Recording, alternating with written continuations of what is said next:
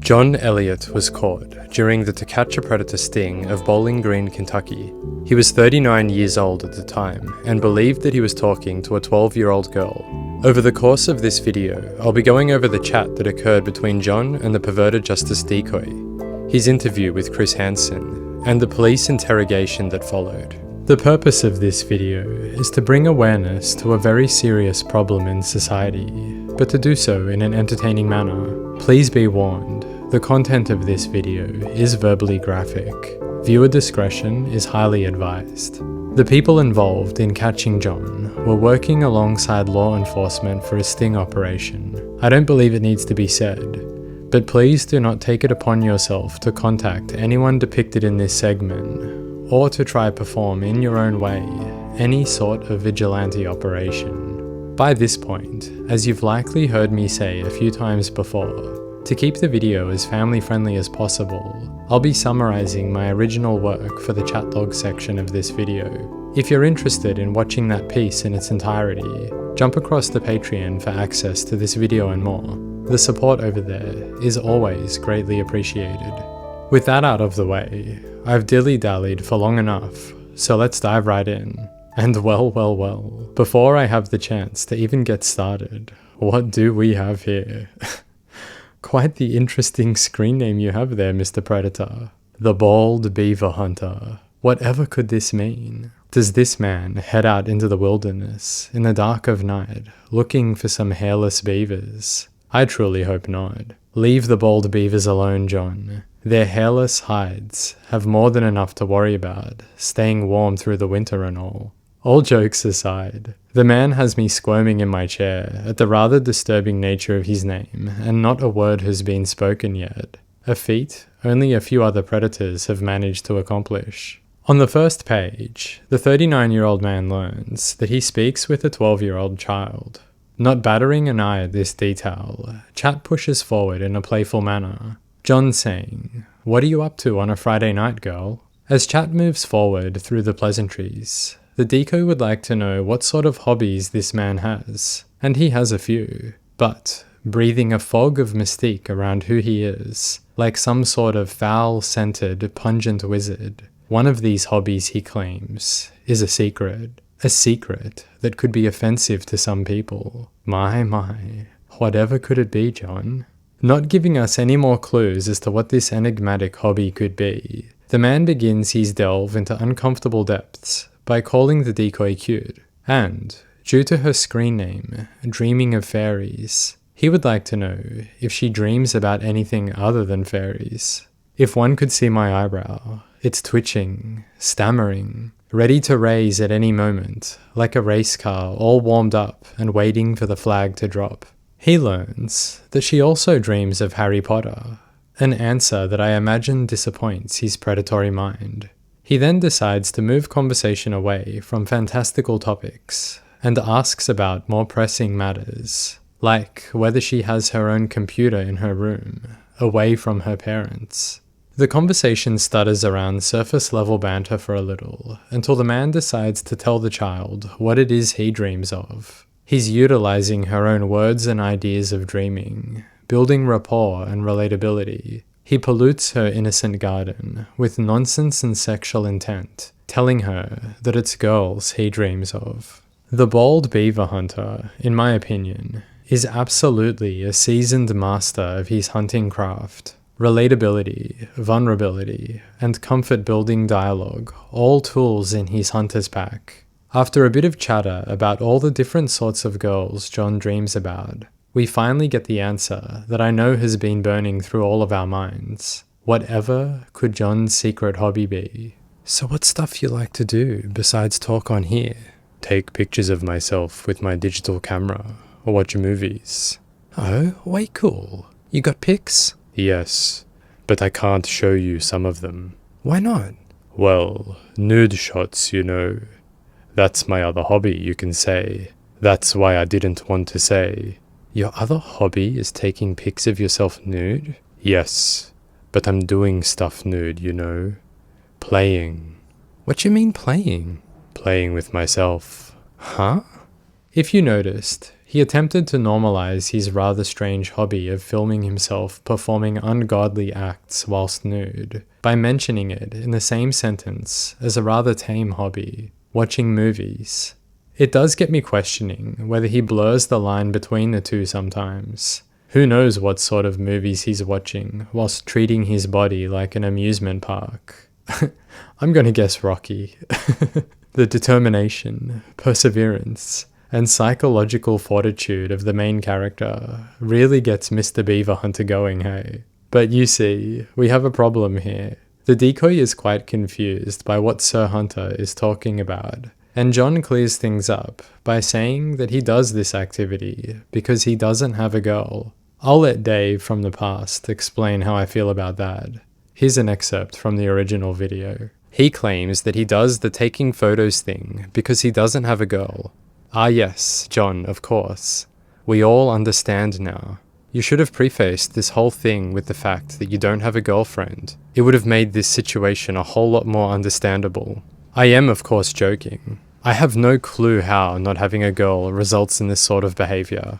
Wouldn't it be more likely that one engages with themselves in this way despite whether they have a girl or not? Call me a vanilla Vincent, but I imagine, at best, being sexually active and satisfied with a partner would merely temporarily prevent them from doing this, or potentially see them attempt to get their partner involved in some way. Either way, I highly doubt that not having a girl randomly causes one to start taking photos of their aroused self for later gratification. If it does, I'm a little concerned. I've been without a girl for some time now. Does that mean any one of these days I might wake up with the urge to snap a couple of saucy nude photos? For the sake of my camera's sweet innocent soul, I truly hope not. To assist with the decoy's confusion, John provides her an explanation on what masturbation is. And let me tell you, it's pretty nasty in the most hilarious way possible. He says that he plays with himself to a point where it tickles, then it wiggles, then it squirts out juice that isn't pee. My good God. I never thought I'd utter words like that from my very own mouth. Ignoring the fact that he's using minimizing language to cover over a topic that could be quite confronting to a child, a detail that screams he's an experienced predator, I want to comment on how utterly ridiculous this man's mind is. To further add to the idiocy, he explains a core function of his hobby. He takes pictures of himself whilst he does this to look at them later. For what reason, we will never know. I truly don't think this is a result of not having a girlfriend like he claims, hey. The man should probably go chat with a psychologist about that one. Chat stumbles around predatory dialogue for a little until John decides to reveal himself, sending her the finest photo he has. And my, would you look at that? In the running for hunk of the century indeed, Mr. Beaver Hunter.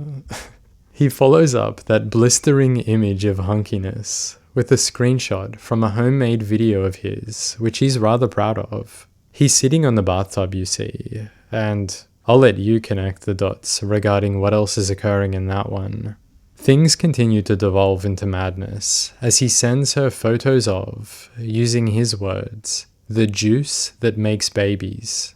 Chat chugs along, and we learn John lives alone and drives a little red Ford.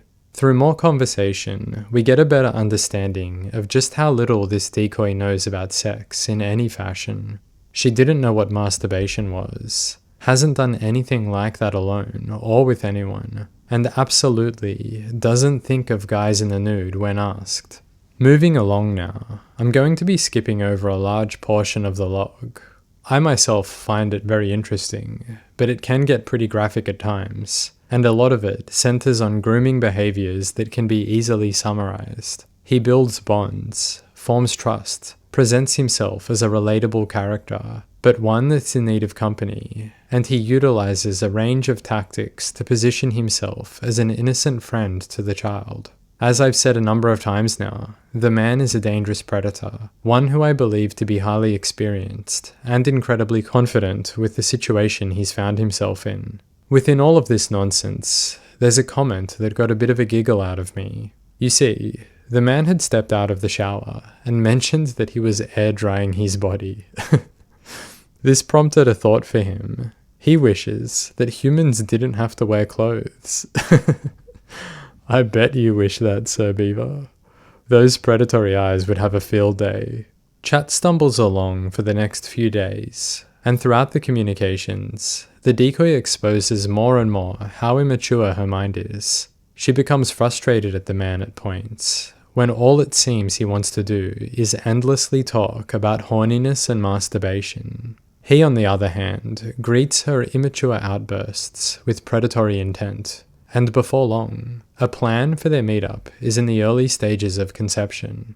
More horrific dialogue is exchanged, which I'll save you from listening to, but to give you a taste of it, he mentions if he were to meet up with her in person, he'd likely get so excited that baby juice will be squirted everywhere. With that, I think you can see why I've chosen to save your ears from much of this nonsense. Well, I may have lied. I might actually give you a round of ear battering. I had to go through this filth, so I'll drag you through some of it with me as well. At this point of the chat, Sir Beaver is talking about oral sex, and the decoy replies with, "Would tickle, I think." "Yep.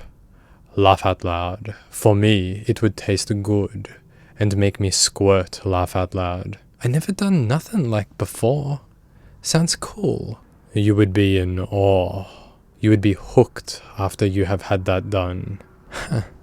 "Then peeps wouldn't tease me about being a virgin." "Well, you would still be a virgin. I would have to insert my penis in order for you to not be a virgin anymore." "Oh, I didn't know that." "Yep. I wouldn't want to do that to your girl. I'm way too thick for your young body. Me penis is too in thick. That would hurt. And I'm not into hurting. Sex is meant to feel good and relaxing." "Thanks. You're sweet to not want to hurt me. I don't want to be hurt." "Nope. That wouldn't make the experience as pleasurable. I'm into feeling good. That's what it's all about." As humorous as some of that idiocy might be, I'm constantly reminded of how vile the creature talking to the decoy is. In this instance, underage, illicit material is transmitted to the decoy to prepare her for what their date will look like. Things are absolutely abhorrent for the remainder of this chat log, with juice being one of the main topics of discussion. John, fully believing he's created a little inside predatory joke, begins to say things along the lines of, he needs some crystal juice, Crystal being the decoy's name. After a small hiccup where John claims that he can't come and meet up with her, which does cause the decoy a level of distress, the beaver hunter in shining armor at the last minute swoops in to make that guest appearance.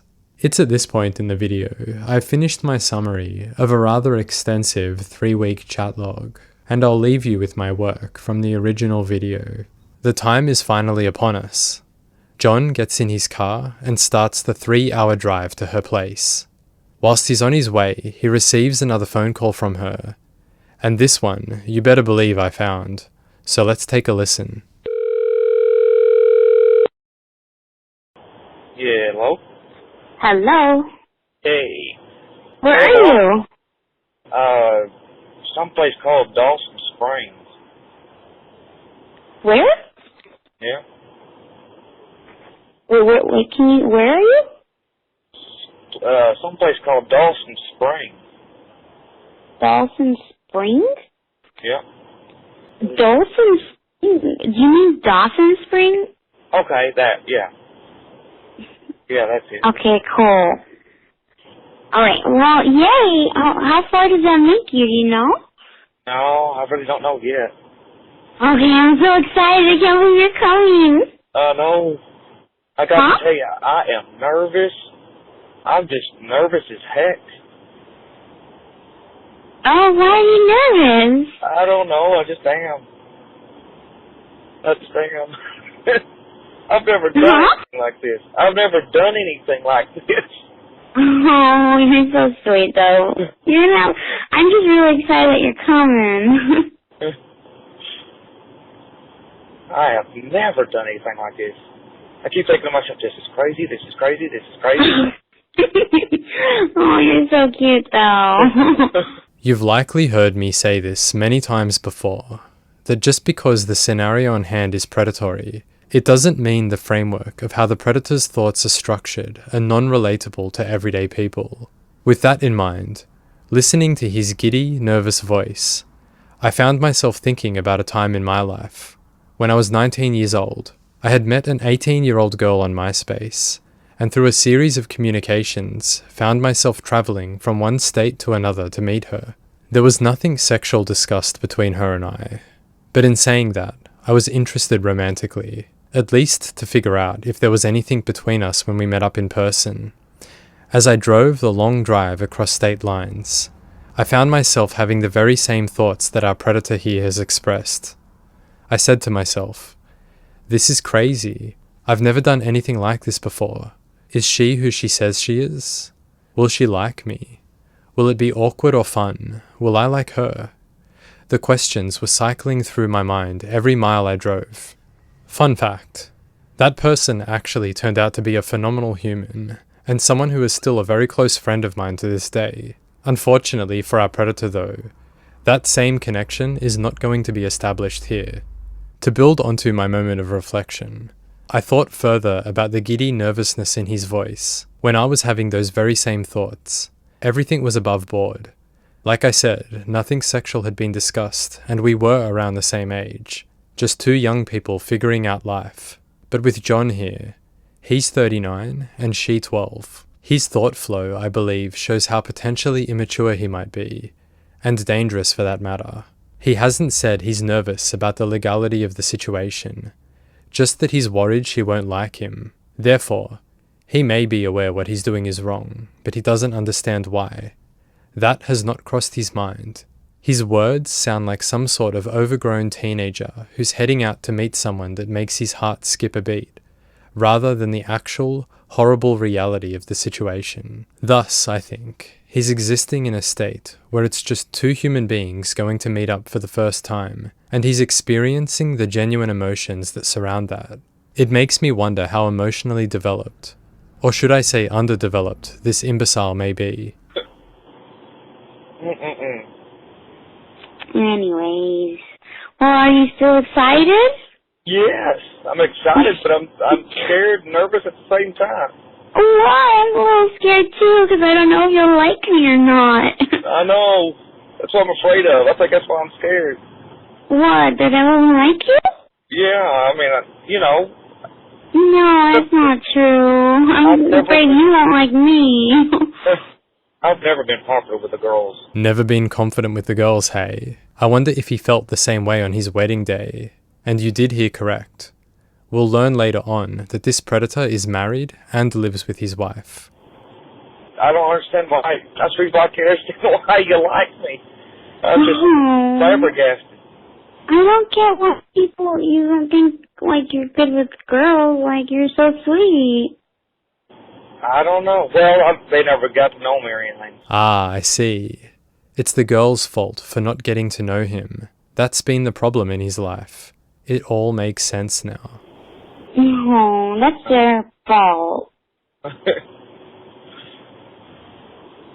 But yeah, I am excited. Oh. What if you don't like me? I'm sure I'm gonna like you, girl. My goodness. I think. But how do you know? Because you're a preferential predator, and she fits the physical requirements of his sinister lusting. What? Put it this way. Let's say you were 280 pounds, but you still talk like you do, and have the personality that you do. I'd still like you. Ah yes, the age-old using weight to indicate attractiveness. What a damn charmer. The amount of times I've heard this sort of comparison being used to highlight how one would feel about another should physical circumstances be different always makes me wonder how far they would take this. Would he still like her should she lost all her limbs in a horrific car accident, and her face burned away beyond recognition so that she could no longer communicate verbally? What if a shark attack rendered the entire left side of her body removed, and somehow managing to survive, she now must face the rest of her life back and forth in surgeries, unable to walk, practically can't move? Would he still like her then? I think not, seeing as the entire attraction to her has been built around her physical appearance, and more importantly, her young age. Whenever I hear this sort of line being used in an attempt to be sweet, it always makes me think that the person is in fact the opposite of what they're saying. They're very focused on physical attraction. Otherwise, why else would they bring it up? Should a proper bond be established between two people, shouldn't this be an unspoken truth that both parties feel, rather than it having to be explicitly stated? What it sounds like to me is an insecure man trying to heavy-handedly convince the other party of how honest and genuine their feelings are, when in reality, they're probably not that honest or genuine at all. I mean, digging in a little, I don't think saying something like this to someone you love is all that much of an issue. It's just when it's used at the start of a relationship such as this that seems a bit on the nose to me. You're so cute. That's nice. Well, I'm excited that you're coming. I really am. And I don't know why you don't think I like you or anything, because I wouldn't, if I wasn't comfortable, I wouldn't have, wanted you to come. Right. I'm just surprised that you want me to even do this. I'm glad you came, or are coming. I'm really glad. Right. I am too. I need to get away anyway. Just get out. I don't get out anyway. I just work and that's it. I wonder why he doesn't go for a road trip somewhere with his wife, hey? It's a pretty icky moment overall. He hasn't in the slightest indicated to the decoy that he lives with someone that he's committed his life to. He's falsely implanted an idea of who he is in her mind. In this moment, he's being deceptive and painting the picture that he's a lone wolf. This indicates to me that he has no issue lying to another person if it suits his needs. If he's lied about this, I wonder what else he's lied about over the years. We have a glimpse into the mind of a man who I believe would do this frequently, constructing fabricated realities in the minds of those around him should it suit his needs. Oh. This is nice to be able to just take a road trip. Are you listening to music? What are you doing? I'm just sitting here thinking. No, well, listen to some music or something. I just don't have anything going. I was just waiting for your call. I was like, gosh, it should have taken a long time for your call. I'm sorry. Okay. I was hoping you were listening to music or something. I was like, man, he's gonna, wonder where I am. Oh, hold on one second. Okay. Hold on.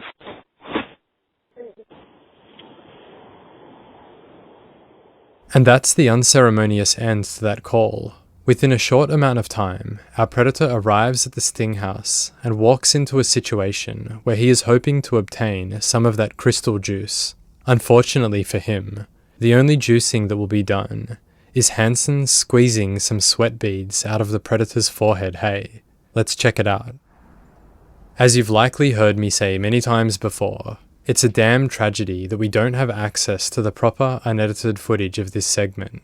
I've removed narration and a dateline filler, and will be working with a makeshift slap together that somewhat resembles a raw cut. I was just watching some TV. Come sit down. Alright. How did you find it? I've got to be so bad.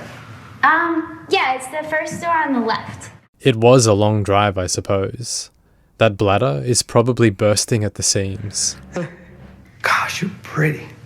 Thank you. So what are your plans, or what are you thinking? Kissing you. Yeah.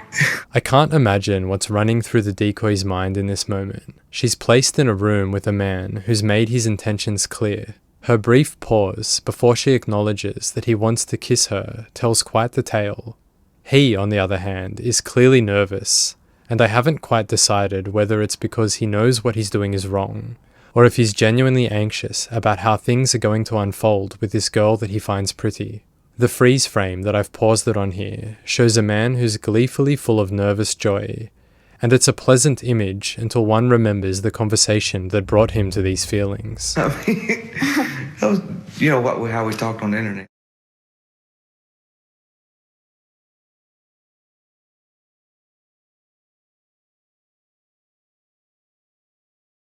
Oh, that picture you sent me Yeah. with the 14-year-old girl. Was she really 14? I don't know. I just found it off of a guy off the internet when we were talking. Is that like what you wanted to do? That's what I want to do, but there's something in me that it's not right, and it's really bothering me. During the Dateline segment, Chris mentions that something spooks John, which has led to the change of heart surrounding what they're going to do. Without the full clip to observe how this moment came to be, I am left to speculate a little more than usual. I'm leaning towards believing that his anxiety around whether she'll like him or not is getting the better of him. Now that the barrier of the computer screen has been removed, he's no longer living in a fantasy world where this teen will do whatever he pleases. He's faced with the crushing reality that he finds her pretty, and he himself not that pretty at all. That doesn't mean I think his plan ends here. I bet he still does have the hope that the sex acts will occur, but now more than ever he's afraid of rejection, disappointment and more. I think he's playing the angle of the nice guy. Don't worry, I don't want to do all of those nasty things. Let's just hang out and have innocent fun. And deep down, he's holding on to the hope that through an innocent hangout and friendship, a stronger connection can organically form, and the sex will follow. That's a much safer option for him, rather than them sitting around and mechanically discussing his true intentions, like what is currently occurring. You seem pretty confident on the internet in terms of what you wanted to do. Mm-hmm. What was your plan tonight? Actually, I wasn't really going to be doing anything because I was worried of getting too scared and nervous about it. Now, why were you getting so scared and nervous? Well, I just knew it wasn't right. But that's not how you made it sound online. I know. Why'd you do it? Well, just everything in my life it's all screwed up. The everything in my life is all screwed up defense.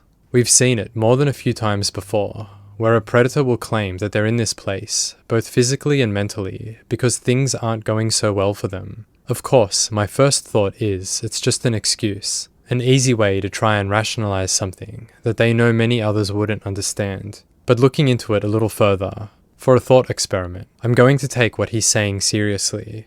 In doing so, it begs me to wonder how many men might be out there who have the capability of predatory behavior. All it takes is the right set of triggers to set them on that awful path. There are many people who have everything in their life being all screwed up, but that doesn't see them turn to doing something like this, as the sheer thought of it would repulse them. So although I do think more often than not this defense is a feeble attempt to get out of trouble, I find this common predatory excuse rather interesting. If it's true, it shows how one with this slumbering potential might be able to control their urges until things in their life get so bad that being a good person doesn't matter anymore. They just want something good to go their way, and in their twisted world, this is a good thing. I got a bad job. My marriage is not good. Did you bring any condoms? No, I wasn't going to do anything like that. Yeah, what were you going to do? It was just oral. Just oral. Well, I didn't think it was that bad on oral. Here we get a glimpse into the dysfunction of this man's mind. It'll be a recurring statement in his police interrogation that he was only planning on oral sex, and he doesn't think it's that bad. It shows the immaturity and simple-minded stupidity of the man, being able to separate sex acts in his mind by level of intensity, and then deeming what could and couldn't be appropriate for a minor is like watching a thief look through the windows of houses with the intent to steal, to see who is less deserving of being a victim to the crime, then making a judgment of who to steal from based on their own skewed view of what's right and wrong. He's completely ignoring or oblivious to the sort of psychological damage his actions could cause overall, and is instead focused on the minimization of harm within the realm of what he wants. She told you she was 12 years old. Yeah. And you came over here planning to have oral sex with a 12-year-old girl. Yeah. I mean, I'm not going to deny it. Yeah, I did. I do have to give him the slightest amount of credit here. He's being upfront about his intentions, something that many others don't seem to be able to do. I wonder though, if it's because he doesn't have any understanding of what sort of trouble he's in, or if he's just plainly being manipulative. Many of the other predators I've looked at are more coy with their intentions.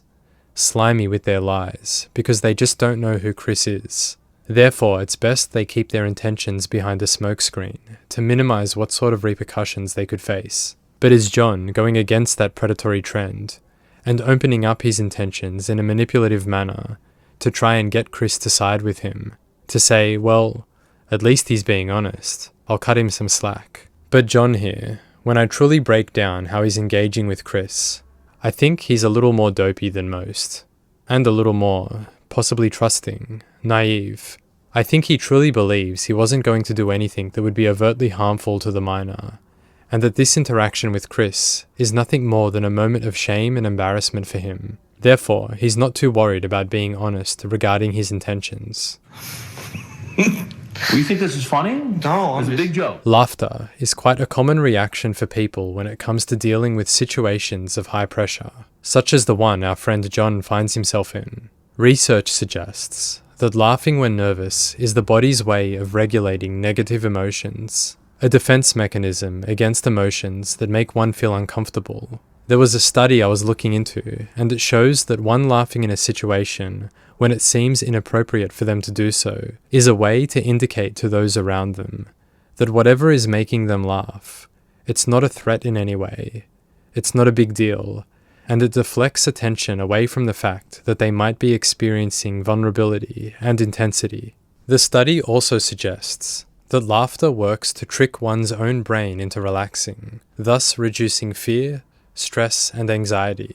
So despite his laughter seeming pretty darn inappropriate, it's actually not that eyebrow-raising when looked at this way. No, Coming no. over here to have sex with a 12-year-old girl, and this is a big old joke to you.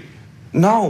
What I'm getting at is, this is the very first time this has ever happened. I've never met. It's the first time you got caught, maybe. No. I actually do believe that this is the first time John has done something like this. I don't doubt for a second that he's likely dabbled in talking to minors online though, potentially even sending them illicit material, and he sure as heck has thought about doing this before. But let's be honest here, the way he approached the chat log, I do highly doubt any young person who's not a decoy would give him the time of day. That was apparent in his phone call, when he would say things such as, "I don't know why you like me. This seems too good to be true." So again, he's likely thought about doing this a lot, and this is the first time he's transitioned that fantasy into a reality. Right. So what made you decide all of a sudden to do it now? I mean, you've been chatting with this girl for a month. I've had that fantasy in the back of my head. Fantasy. About being with a young girl. A young girl, yes. Well, what do you think should happen to you? Sent to an island. Sent to an island. Exile.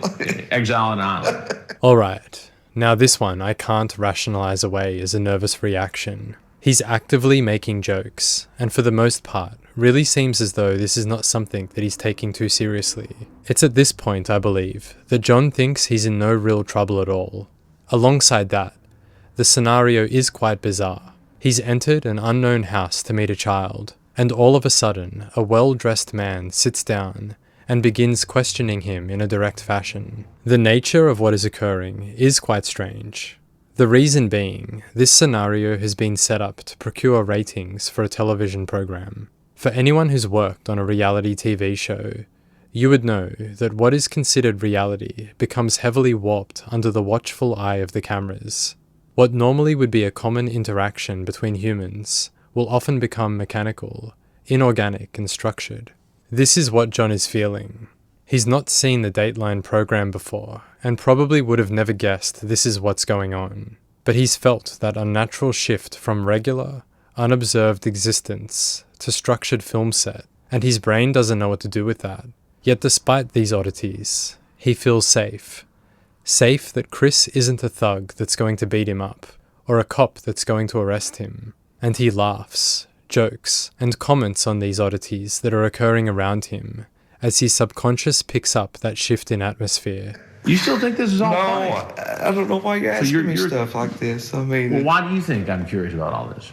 I can tell you're a therapist. I know. The famous, "I can tell you're a therapist." I've heard some strange reactions to Chris's questioning, but this is a first, and from what I can remember, the last of its kind. So he thinks Chris is a therapist, hey? Hansen will address the ridiculous notion of it, but to add my 2 cents, the man really lives in delusion, and this is what he's pieced together based on the shift in atmosphere that I discussed previously. He's groomed a child, and probably believes Chris to be the therapist father of that minor, one who is now offering his services free of charge to help John work through the dark secrets of his mind. I mean, it's not impossible that this scenario could occur, but it is highly unlikely. And for him to so confidently convince himself that this is what is occurring, it shows a severe lack of rational, critical thinking on his part, likely an issue that he carries with him throughout his day-to-day, the delusional state of mind manifesting in all sorts of strange ways throughout his journey of life. I mean, not just... You think I'm a therapist? Yeah, by the way you're... So you think that you came over here to meet this girl and magically a therapist sat down to help you through your problem? I don't know. You don't know? Well, do you ever watch television? No, sir. Well, there's something I got to tell you. I'm Chris Hansen, and I work for a show called Dateline NBC. Okay. And we're doing a story on adults who try to meet young teenagers online for sex. Okay. It's called To Catch a Predator. So if there's anything else that you'd like to tell us about your situation, we'd like to hear it. Yeah, I love my wife, and I know it doesn't look like it. I find it telling that his very first thought is not to explain what he's done, not to apologize, to try clear his name. His first thought is that he loves his wife. What a complicated moment.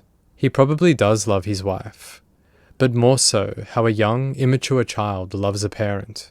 For his first thought to turn to explaining that he loves her, sure, it could be an attempt to deflect heat, a way to say, look, I wasn't going to do anything. I'm a loving husband, but I think not. I think he's realized that his wife is not going to react well to this, and that little line there was to begin the build-up to trying to repair a relationship that is set to implode. Like a child who's gotten their first after-school detention, and their thoughts turn to their parents, who they know will be feeling disappointment.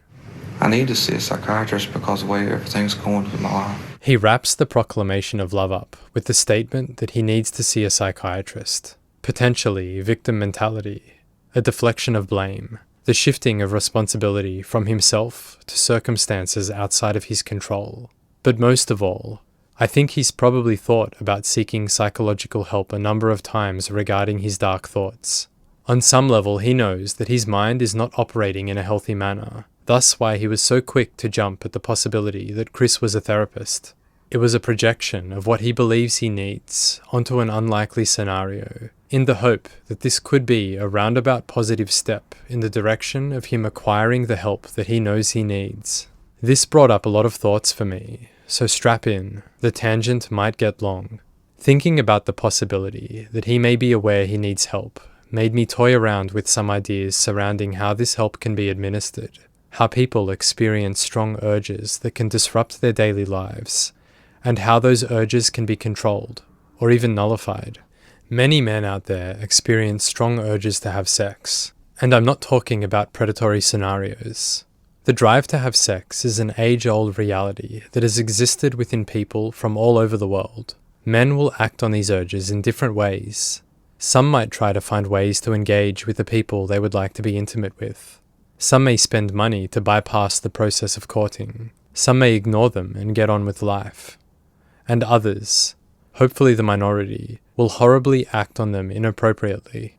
For my thoughts here, I'm talking about the last category, the men who act on these urges inappropriately. When mulling over why they do this, I had to bring the focus onto my own experience with sexuality. I am grateful to state that I have never acted inappropriately on urges I may have felt, and I don't believe that any people I call my friends have that in their history either. But that doesn't help me answer the question. So I dug into my own life experience to try find an answer. I did this because what I've learned, and probably just like you listening, one usually takes their own experience and tries to make sense of the world around them using the closest perspective we have, that being our own. When I was a younger man, I did find myself dealing with strong urges to have sex, much stronger than I have now, so I dug into that feeling I had back then, and I thought about how I handled it, specifically focusing on the times when I didn't have a partner. What made me act appropriately when experiencing them? Sure, it could be easy to say, well, I'm a good person, right? But that's too simple, because then we get into the questioning of what makes a person good, and how society even views this idea of good or bad, one that has been developed as civilization becomes more civilized. Is it external laws that prevent people from acting out, or do they morally abide by their own inner rules to live by? The answer is probably a bit of both. But for me, I confidently can say it's the latter. So I didn't act upon those urges in a negative way. And why is that? The answer is a confronting thought.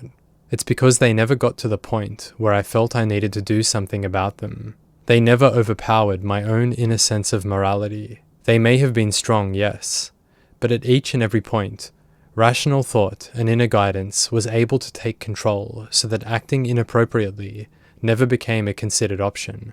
So why may these urges take control for other people? To see them go against what they know to be morally right? Do they lack a strong inner compass? Do they lack empathy, education? Probably yes to all three. So how do we address that issue?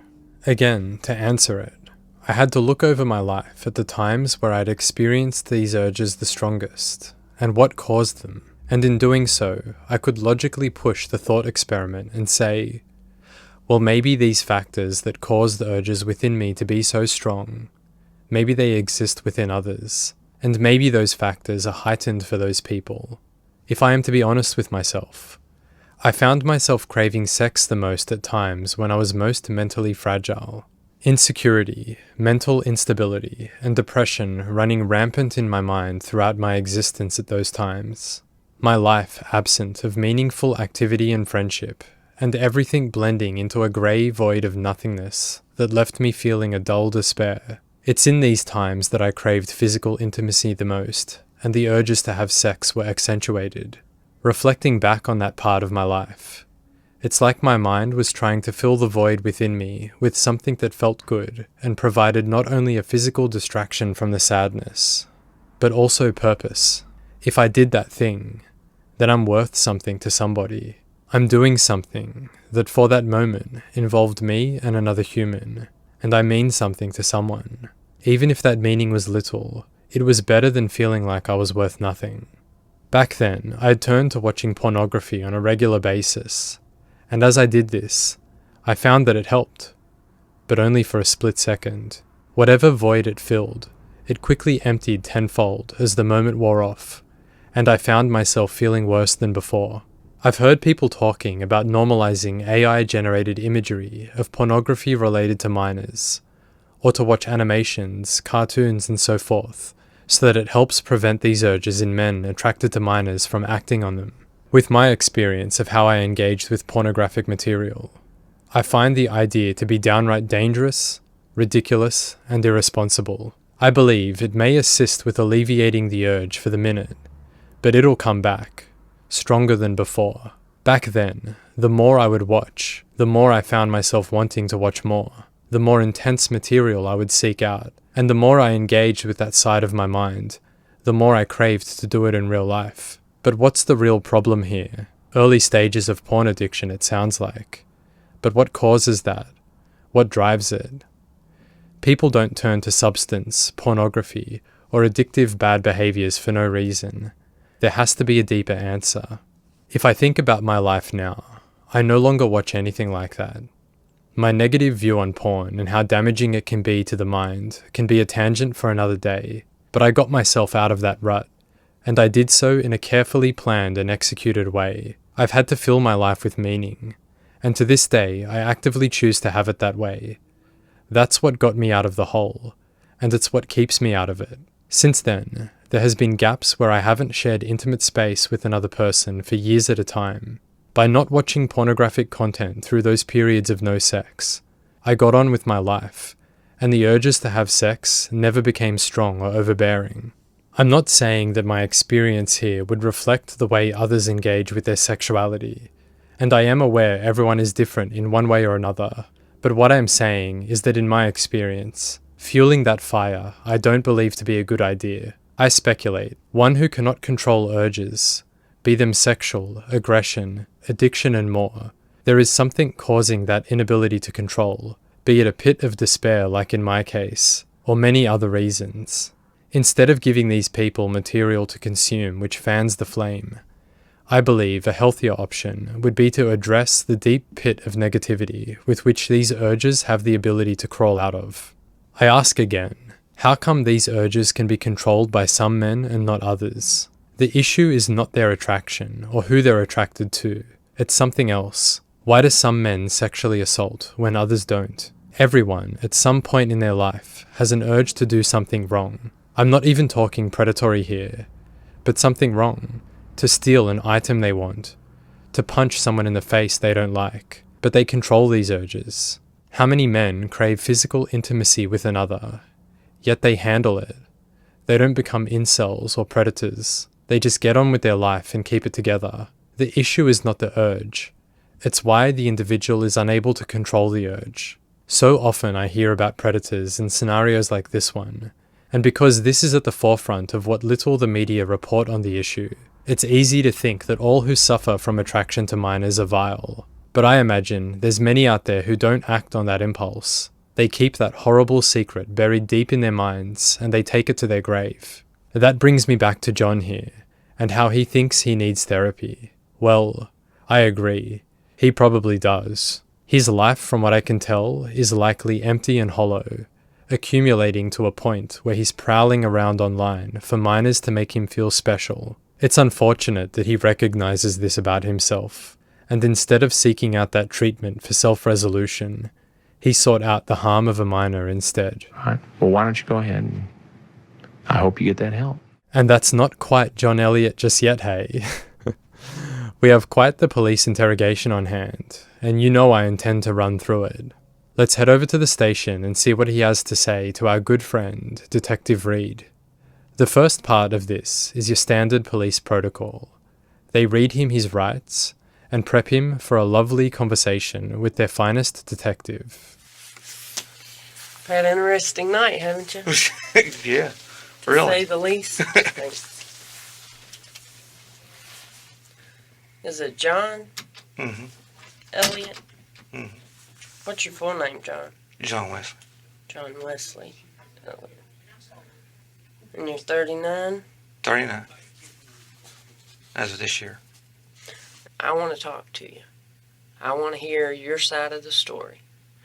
Because there's two sides Yeah. to every story, and I want to hear yours. Are you a counselor too? I wondered if he's trying to clarify whether she is a mental health specialist in addition to her being a detective, or if he's still living in a delusional state of mind where he's somehow going to be getting the help he needs. No, I'm an agent. I'm with the Kentucky Bureau of Investigation. Oh, okay, I thought maybe you was okay. So, you are under arrest. You understand that? Yeah, oh, yeah, definitely. Okay. Now, one other thing I need to cover with you is a consent to search your vehicle. And we'll fill out this form, and then I'll read it to you, and then you can make decision whether you want to give us consent to do the search. Okay? And you can be present, or you can allow them to go ahead and do the search without your presence. That'll be up to you. Okay? Well, I don't do drugs or nothing like that, so. Well, that's good. That is good. Drugs are bad, okay? I don't think I can do the teacher's voice from South Park too well. Jokes aside, I think he still doesn't realize the sort of trouble he's in, despite being aware that he's under arrest for something. The proclamation that he doesn't do drugs is to get the detective to side with him a little, to think they have an upstanding citizen on their hands who's just made a bit of a silly mistake. That's all that's going on. Nothing bad like drugs. He doesn't do that. Now help me again. I'm awful with names. John Yeah, John. John Wesley? It'd just be W on the title, see? John W. Yeah. Elliott. Mm-hmm. A lot of Elliott's where I grew up. Where'd you grow up? Grew up in Bell County. You know where that is? Sorry, I don't. You don't know where Bell County is? I thought everybody knew where Bell County was. I know we're Pike by looking at a map. Well, you know where Virginia and Tennessee and Kentucky meet? They all cross right there. That's where Bell County is. Small place in the mountains. Sounds pretty. It is. It's nice. Maybe you can go there sometime. Got a PGA Tour golf course. Sorry. You alright? Yep. And you've been through a lot. No, I don't deserve any remorse. I don't. You know what, John? I don't. You're gonna live through this. Maybe Detective Reed can add counselor to her resume after all, hey? All right. You know what? We can wait on this paperwork. I give up. Will you give me consent to search your vehicle? Of course, I don't have nothing out there, anybody. Okay. Well, here's the signature line. If you can go ahead and sign it. Sorry. No, don't apologize. I just feel I don't. Feel what? I don't like it when anybody sees me like this. I've been in situations before where I've been quite upset, and I had the same feeling. I don't like people seeing me like that, and I've heard it before from others when they're distressed. It gets me wondering why people don't like being seen in that state. Sure, on surface level it's easy to answer. We don't like being vulnerable, but looking at it a little deeper, what is that? Why do we have an aversion to being seen in heightened states of emotion? I can only really answer for myself. I like to maintain a sense of self-control, and when I slip into the realm of distress, it's a loss of that. I no longer have control over how I approach the world, and that's quite scary. I would argue, though, that there's a certain beauty to it. I mean, hopefully one would never find themselves in a situation like our friend John has, but if everything is above board, it's quite honest to see another human being broken down to the very core of their emotional existence. I guess that's why so many people use this as a manipulation tactic to wiggle out of trouble. It's easy to give someone a free pass when they're bearing their soul. Whether that's what he's doing here is up for debate, but interesting to ponder nonetheless. Well, you know, I've seen people in worse situations. Keep thinking I'd rather be in here for drugs. So, Why's that?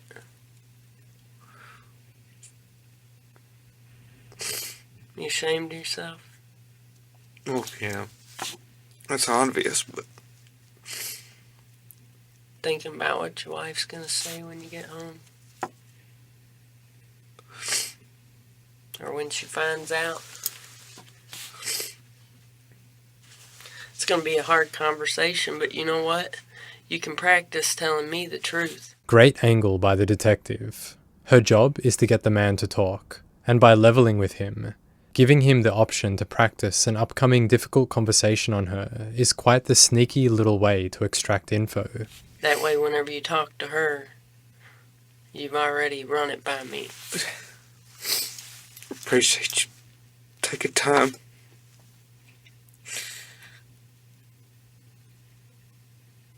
Thought that guy was gonna shoot me. I swear. What, over at the house? Yeah. Well, like I said, worse things could have happened. You could have gotten shot, you know? I don't know. I keep thinking maybe I should have just got a shot in the head. Him being shot in the head is a roundabout acknowledgement of his own horrible behaviour, but despite whether he believes these words or not, I imagine in a situation like this, saying that is intended to show the detective that he indeed feels remorse, and she should go easy on him. Frankly, I would say that he's stating this in an attempt to wiggle out of the heat. He wants her to think, poor John, look how remorseful he is. He's wishing his life ended. We should probably let him go. He's learned his lesson. So, John, Join my brother. Maybe I'm being too critical, but there's something that I don't like about the way people do this. They say a comment, which is designed to seem as though they're talking to themselves, when they know full well that the people around will hear their secret and personal inner thoughts, thus giving the listener a glimpse into what is intended to be an honest look into their mind. This way, they can say whatever they please under the guise of it being honest. Impulsive expulsion of inner monologue. We'll learn later on that his brother had died of cancer, but the way he casually throws it out here indicates to me that he's building a victim defense. I doubt he wants to join his brother at all, but it sure is a nice thing to say when trying to make someone believe that one is sorry for their actions, hey. Do you want to be present whenever they search your vehicle, or is it okay if they go ahead and do that? No, they can go ahead. I don't have to be present. Yeah, y'all got my permission to go ahead and search it. Want something to drink? Can I have some water? Actually, I looked for some water before we come up here. I got a Sprite there, if you think you could handle that. Many have tried to handle a Sprite before. Only few have succeeded. It's a tough one to handle, that's for sure. I, for one, am on the edge of my seat wondering whether this man can handle a Sprite or not. Or I could have somebody hunt you down a glass of water. She can hunt him down some water as well, hey? I know this is probably common lingo in the South, but being from a big old city in Australia, Detective Reed's descriptions of how she can obtain water for the man never ceases to get a chuckle out of me. She can have someone hunt him down some water. You know how it is. That water is out there somewhere, and it's a damn difficult task to hunt it down. Later on as well, I just remembered. I'm pretty sure she mentions that she can round him up some water. It's a brilliant way to speak. I'm picturing a cowboy on a horse, lasso waving around in the air as they round that wily water up. You don't mind some tap water? Sprite be fine. Okay. Oh, thank you. Let me open it. Yeah, if you don't mind. It's a little hot in here, isn't it? Did Sprite pay for some ad placement in this interrogation? The crack of the can opening, followed by a short but potent moan. The dialogue. It's a little hot in here, isn't it? It has to be scripted, hey?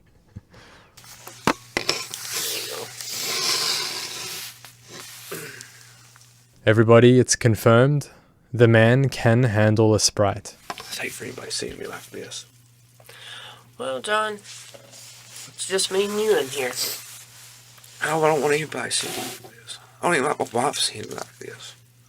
Well, that's, like I said, we'll have an opportunity to talk about these things, and you can deal with it here instead of with her. Because she's going to be angry with you. I'm not. I'm here to listen. I know. Just... She know you chat online? No, she don't. You chat a lot? Well, not a whole lot. Not like I used to. I used to chat years ago a lot more, but not a whole lot like I used to. So, what brought you here tonight, John?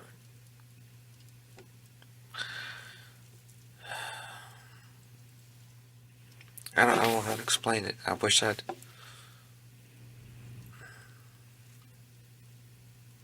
Well, you know what? Instead of thinking so hard about it, just tell me. Fantasy. There. Just fantasy. What kind of fantasies? I don't want to be with a young girl. I'm not saying it's right or anything like that. I don't mean to make it sound that way. What about a young girl makes that fantasy for you? I mean, what? Help me understand. And if it helps you feel better, I'll role play for you, and I'll be your wife and say, "What in the world were you thinking with a 13-year-old? Here I am at home. Where'd you tell her you went?" Told her I had to go for a drive. You went for a drive, and I get a call from you from the jail. I can see how one would find his predicament funny, but only if the circumstances were different. He didn't get into an argument with highway patrol over a broken taillight, or forget to pay for fuel at the gas station, a series of somewhat amusing misfortunes that led to an overnight stay in the slammer. They would be funny stories to tell, but that is not what's occurring here, and his giggle works to show me that he's having trouble processing the gravity of his situation. Because you've been out chasing some 13-year-old? What in the world is wrong with you? I thought you loved me. I thought you appreciated me more than that. Which I'm sure she'll throw a few explicative words in there for you. Yeah. Won't she? Well, probably. More than likely. Are you going to answer? Because you're not doing very well. Oh, I'm sorry. I don't know. I'm giving up. Giving up what? I'm trying. Cut him some slack, Detective Reed, why don't you? She's a little too good at this angry wife role-playing thing, I think. The performance is too realistic, and it's pushed him into a corner where he's done trying. He's the victim here, you see. John's life is hard. He's really trying. I am, of course, being sarcastic. Come on, John. Now I need you to talk to me. I need you to open up. This is going to sound stupid. I don't want... You worry about sounding stupid all the time, don't you? Another hard hitter from Counsellor Reed. She's digging into the headspace of this man and acknowledging an insecurity that possibly weighs on his shoulders. Great work from the detective. Well, you know what? I'm not here to judge you. I don't think you're stupid. I think you made a mistake. You had a fantasy. You had an opportunity to fulfill it. And you took a chance. And you're here now. Now's the time to deal with it. Get it off your chest. I still need to know how you got here tonight. You told me a fantasy. I drove here. Yeah. Drove myself. So, you started chatting.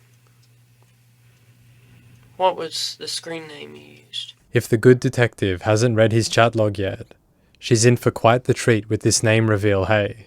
Bald Beaver Hunter. But I wasn't looking for a young girl when I made that name, though. Oh, man.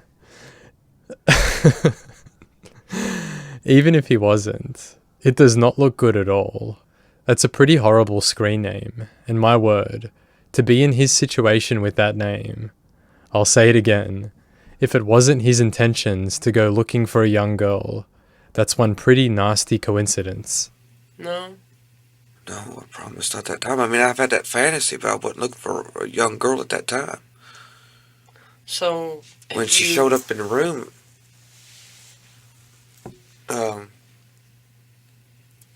I sworn it said 18 on her profile, but I can't remember right now, really offhand. Now, John, What? you trying to tell me now you thought she was 18? No, I'm just saying on the profile. No, I could tell by the picture. No, I don't mean it that way. And she told you she was 13. Yeah. So, you used the name Bob Beaver Hunter. What was the person's name that you were chatting with? The screen name. Give me a minute. Something. Well, let me help you out. I'm sorry, it's kind of hard for me to think right now. Dreaming of Fairies. Dreaming of Fairies, that's it. Would that be you? And her? Yeah. Bob Beaver Hunter 42025. Yeah. And then Dreaming of Fairies. If this wasn't a predatory scenario, what a romantic origin story, hey? I was dreaming of fairies for the longest time, and then I saw him, the bald beaver hunter. He popped up in my chat, and I knew right then and there that he was the one. She said she was 12. Mm-hmm. And you said, cool, 39 male here, bored, laugh out loud. What'd you tell her you wanted to do? kiss her. And oral sex. John, I need you to look at me What? when you talk to me. Oh, sorry. It offends me when you don't look at me. I don't like to be offended. Detective Reed is such a legend. It offends me when you don't look at me. And John, I don't like to be offended. I could see it being said right up there in some high-tension cowboy flick, hey. Sorry. Well, I mean, It's do you like it if I look away whenever I talk to you? It's Oh. just kind of disrespectful, you know? I'm just embarrassed. Anything Mama. that you can't deal with. It's over. No, really, seriously, it's gone now. Well, from what you just told me, it wasn't pleasant to begin with. Oh man, she said it. I was thinking it, but she went right out there and said it. Brutal stuff. You'll get through it. People have lived through much worse.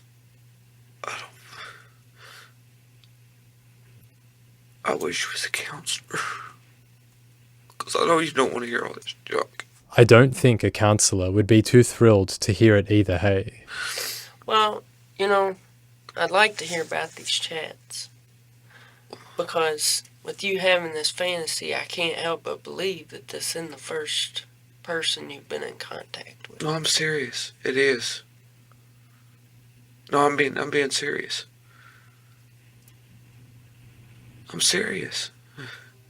So where'd you find the child porn? Off of people off the rooms. In adult rooms. So you knew it was wrong when you came here.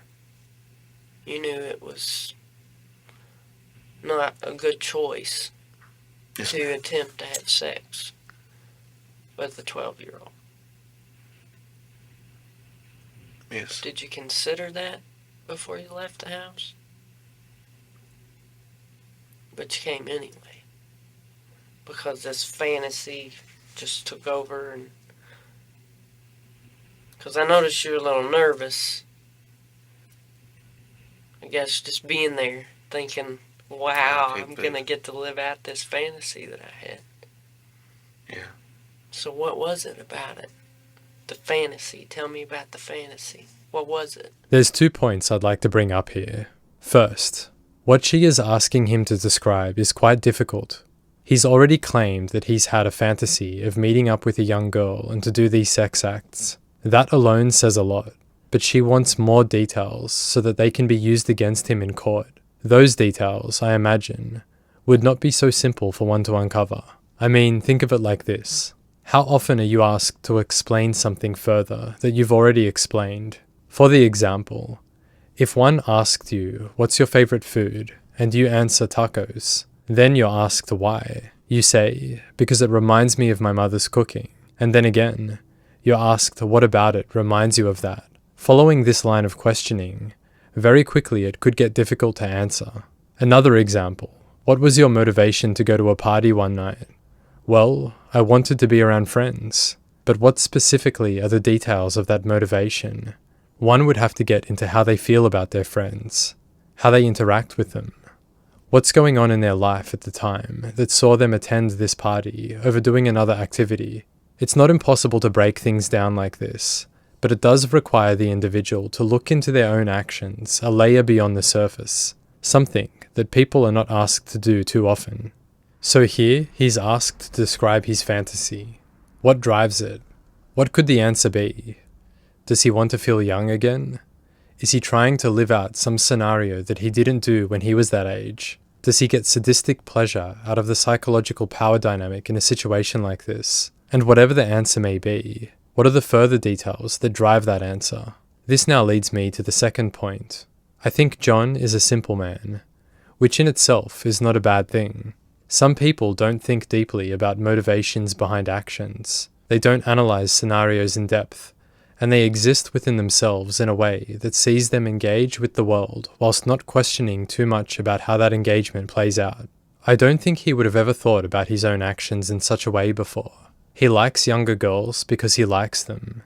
He knows he does. But what drives that is probably just as much a mystery to him as it is to Detective Reed. It's probably why he thinks he needs therapy. He's unable to unearth the reason for why his mind gravitates to such a dark place. Being able to have oral sex with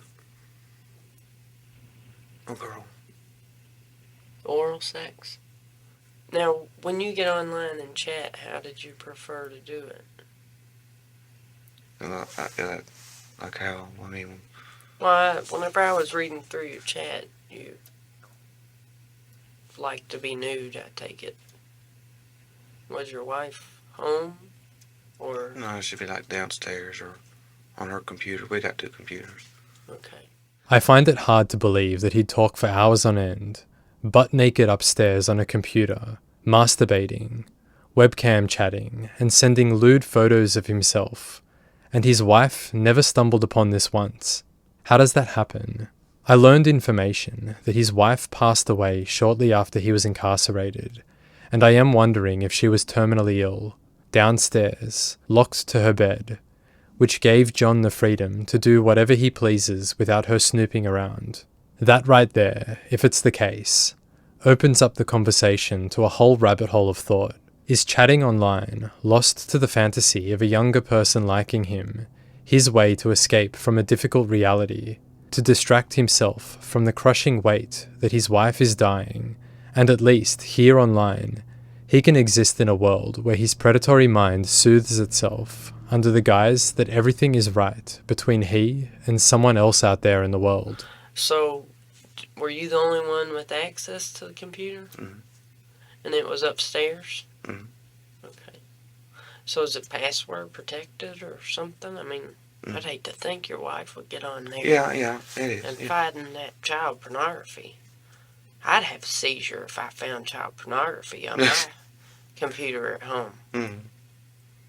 Because I would know that I didn't put it there. Yeah. No, she's got her computer. I got my computer. Okay, so she has no idea. Mm-mm. Boy, I don't envy you when she gets a hold of you. Did y'all already call the house? Pardon? Did y'all already call the house? That you know of? I mean, you don't know. No, I'm not going to call your house. Okay. I don't have any reason to call your house. Okay. Do I? What do you mean? Well, I mean, why would I call your house? I mean, call my wife. I'm going to let you call her. Okay. You're going to explain that, not me. Okay. I wasn't being smart. Sorry. Oh, I didn't think you were being smart. I was just letting you know, though, she's going to be mad, and she's going to take it out on you, not on me.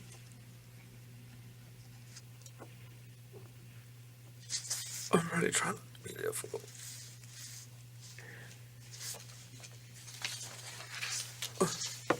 But you'll be all right. I'm trying to be cooperative and everything. I know you are. I think you've done real well. I know everybody wants to go home, go to bed. Well, you know, sometimes you got a job to do, and you just got to do it. I miss my brother. Huh? You weren't talking to me, I take it. I miss my brother. You miss your brother. Does he help you a lot?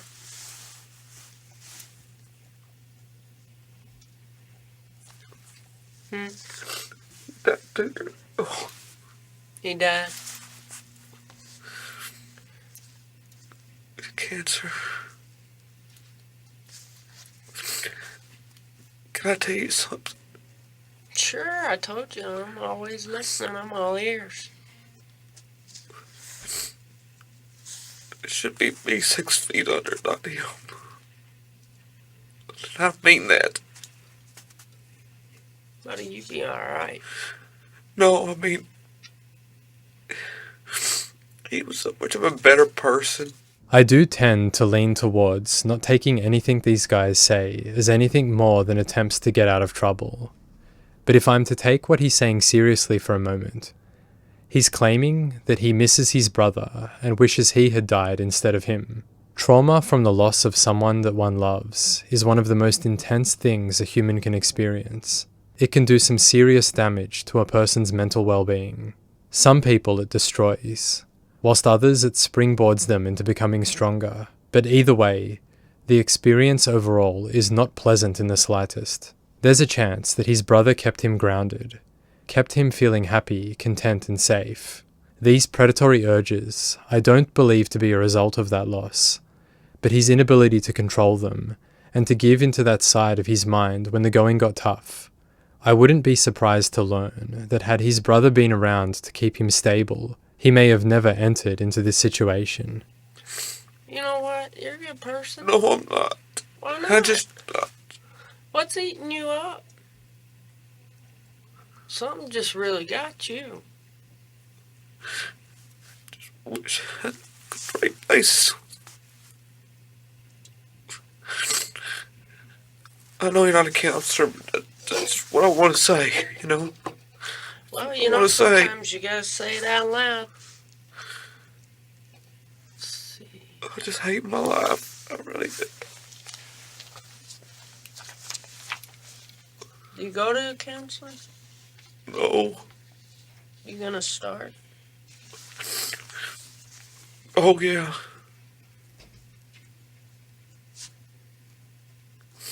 Because I need help. That'd be a good place for you to start, I bet. The sob story really isn't working on me, hey. All I see is a man using the difficult life excuse to rationalize poor behavior and minimize damages from the consequences of said behavior. You feel better that you talked to me? I'm glad that you were here. Why? You just seem to have a way of talking. Well, you know, some of them back at the office tell me I don't know how to shut up. They get sick of me. So I appreciate you appreciating me. You know what you make me think of? That actress, I think her name. Jodie Foster. Just the way you talk made me think of her. Ain't Loretta Lynn, is it? No, on that flight, not Flight 93, Silence of the Lambs. Clarice. Say it. also in that movie, Hannibal Lecter. Come on, you got this, John. Oh! You know, where's Jodie Foster? Jodie, that's who you remind me of. I like her. I do too. She's one of my favorite actors. You and me both, John. But now I feel strangely gross, knowing that this predator and I share this in common. Let's see. We'll get you squared away here in a few minutes and Okay. get you transported over to the jail. Okay. You still got plenty of drink there? Or you want me to round you up some water? If you can, I mean, I don't want to do too much of a bother. Well, I'd say I could do that for you. Thank you. You need Kleenex? Okay. Okay. Thanks anyway. You alright? Alright. We'll be back with you in a few minutes. Okay. The can of Sprite has been going for about an hour now. It's giving that never-ending can of Monster a run for its money. The one from the Sebastian Rodriguez To Catch a Predator appearance, hey. With that out of the way, all I really have left to say is, and so that's John Elliott, hey. Bit of an oddball on our hands we had here, didn't we? But oddball or not, it doesn't change the fact that within his mind exists a truly horrible set of thoughts and desires. For starters, I'm certain none of you have forgotten. The man not only attempted to solicit a 12-year-old, the youngest of the decoys used, but had in his possession likely an archive of material which depicts minors in sex acts. It's people like John who perpetuate the creation of such material, and frankly, I am disgusted at the thought of anyone watching that sort of thing and getting anything other than sheer vomit-inducing rage from it. Rage that someone, somewhere out there, is capable of not only inflicting such pain on a child, but then distributes imagery and videos of such pain for others to satisfy their own filth-ridden minds. John does not get a free pass in the slightest because he's a simple, giggly and sad man. His mention of his own tragic existence at multiple times throughout this program can very well be a truthful glimpse into his life, but to grab such difficult times and utilize them as a means to explain disgusting behavior further adds to the awful image that he has presented the world. Maybe he needs therapy, and after this, maybe he received such help, but it doesn't change the fact that at a point in time, he attempted to hurt a minor and pleasured himself to disgusting imagery of minors engaged in sex acts. Maybe he doesn't fully grasp the damage of what this causes, and if that's the case, does it make it somewhat okay? The answer is of course no. Just because one doesn't understand what they're doing doesn't mean that they should be excused for repulsive behavior. And anyway, I don't even buy into the idea that he isn't fully aware of the damage he could cause. He was aware of the rules surrounding why this is not legal, and at the very least, if one finds themselves wanting to break laws, shouldn't one question at some point in their life why those laws are in place? These laws aren't there because some people arbitrarily decided that this is how civil people should act. And if one doesn't question why a law may be in place, then it's not the child's responsibility to bear the burden of their stupidity. Yet it happens time and time again. It has happened long into our history of the human race, and will continue to happen long after I make this video. A part of the human existence which I truly can't get my head around. For the most part, I look at society and feel somewhat proud of where we're heading. Sure, there's chaos. The world doesn't know how to get along.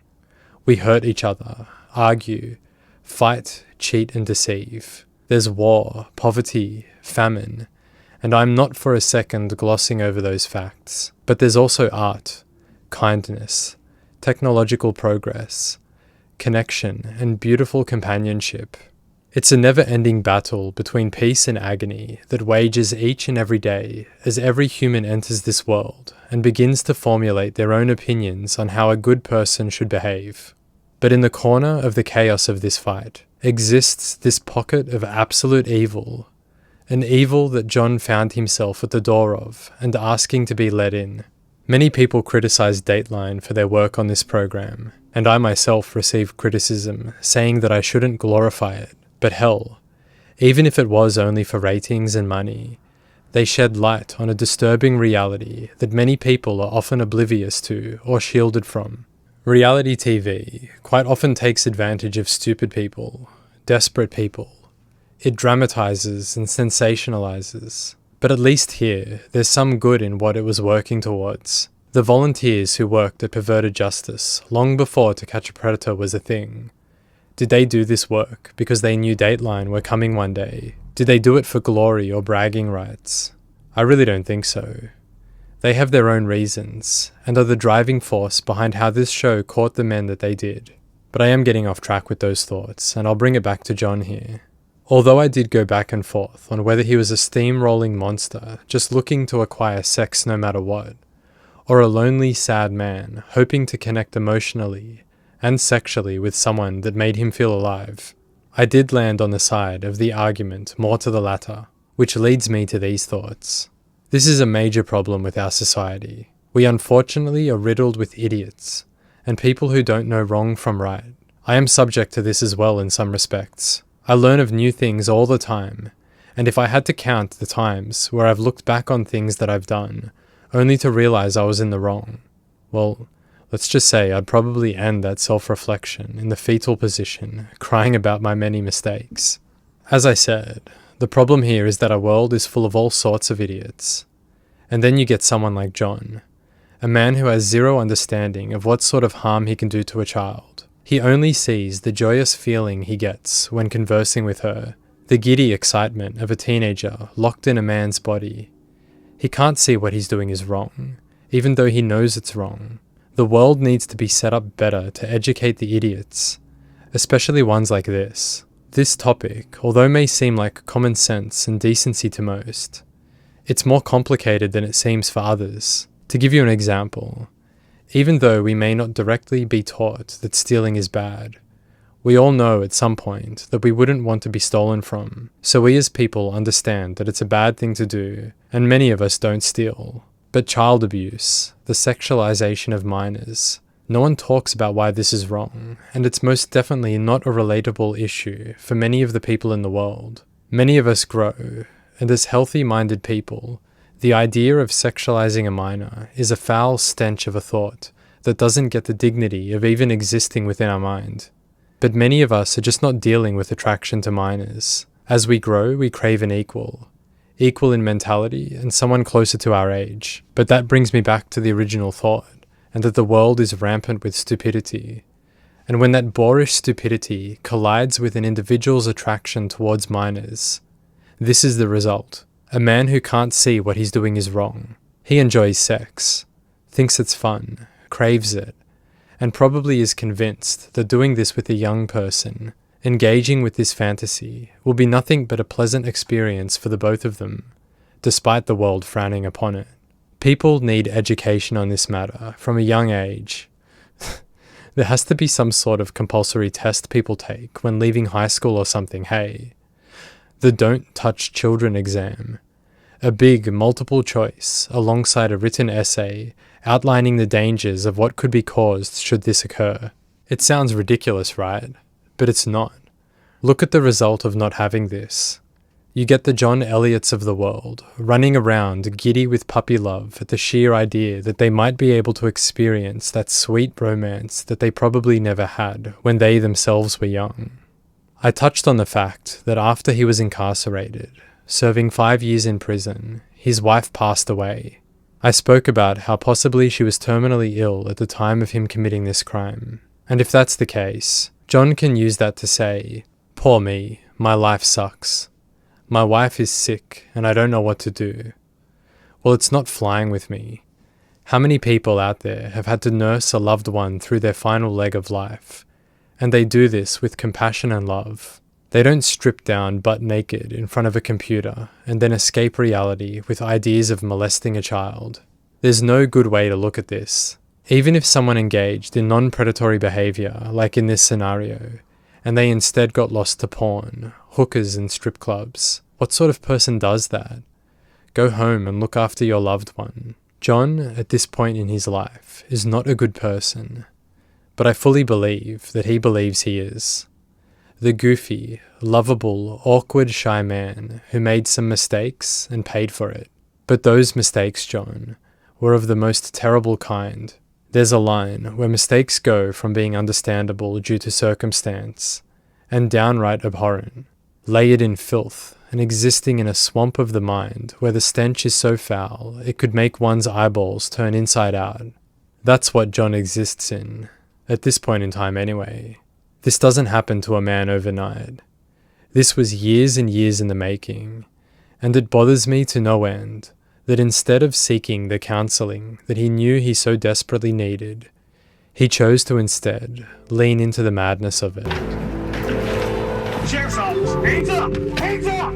If you've made it to the end of the video here, I thank you for watching. The company whilst traversing these swamps is always appreciated. I have a free Discord server up and running, so if you want to join the community, I'll have a link for that in the description. And as mentioned at the start, if you're interested in more videos like this, consider joining up for the Patreon. There's quite a lot of unreleased content over there. Anyway, as John says, mercy, my friends. Thanks for watching. I'll catch you on the next one. Yes. Your bond will stay at $50,000 cash.